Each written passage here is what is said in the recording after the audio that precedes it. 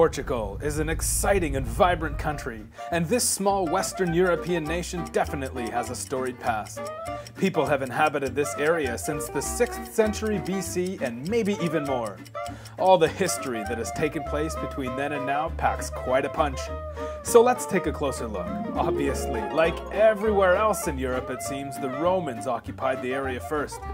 But sometime after their demise in the 5th century, the Moors invaded. Moors, or Moorish, were medieval Muslims from the Morocco area of North Africa. They came gallivanting in the year 711 and took the whole Iberian Peninsula and then some. Pockets of Christians in the north remained and pushed back here and there over the next few hundred years. The leader of one such pocket pushed a little harder than most and got the Moors back south and east and claimed himself the first king of Portugal. At the same time, the Spanish to the east were also pushing south, and east-west disputes with them started to pop up. Subsequent Alfonsos followed and kept the march going south, and in 1249 Alfonso III captured Faro, today's capital city of the Algarve. They still had the problem, though, of keeping Spain's noses out of their new borders. Portugal made friends with England, and Spain backed out. The new allies signed the Treaty of Windsor, which is still in effect today and utilized as recently as the Second World War. The Portuguese were now free to explore the waters, and explore they did, setting up colonies of trade all over the world. The discovery of Brazil in 1500 would prove to be most vital. With trading ports in India, China, South America, and Africa, Portugal was an imposing empire. However, things hit the fan in 1578, when King Sebastian was killed in battle without an heir to his throne. The great empire was all of a sudden in crisis, and Spain's King Philip II claimed the throne, referencing some obscure family lineage. There was some opposition to this, so an impatient Philip took advantage in Portugal's time of weakness and invaded in 1580. Now, there were some good and bad things about this merger, bad being that they now shared enemies, including England, and that the Dutch sniffed weakness and started to seize more and more of Brazil.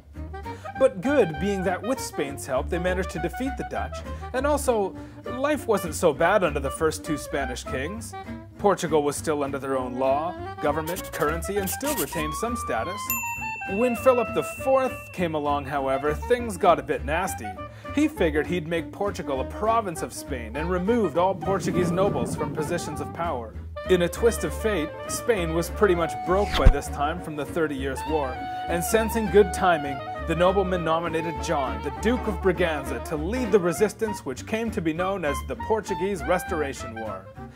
The House Braganza still lay claim to the throne today, even though the monarch has been abolished for some time now.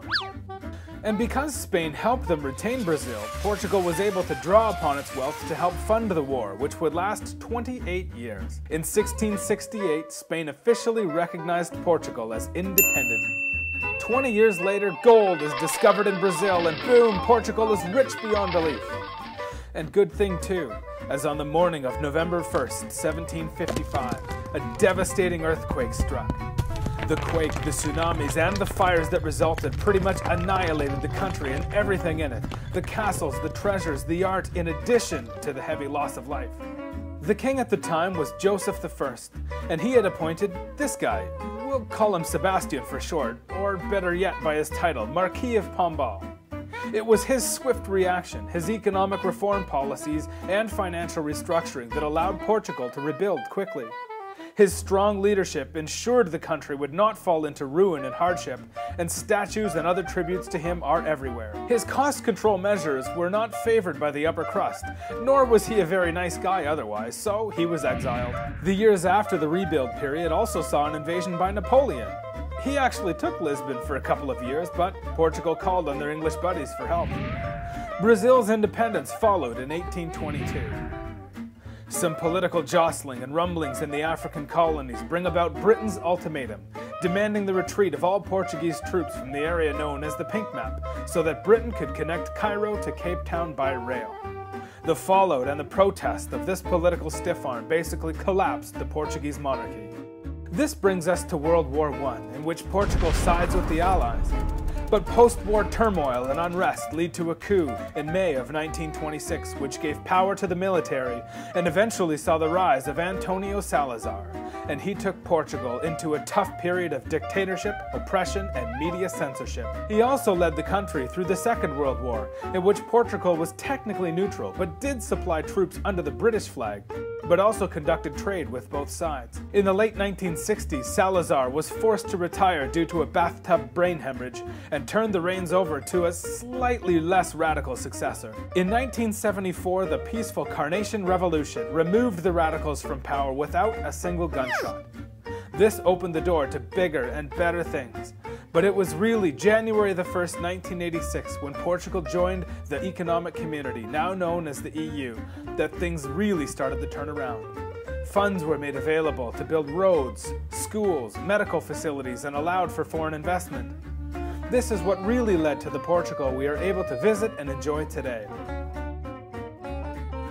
So there you have it, a brief history of Portugal. Thanks for watching.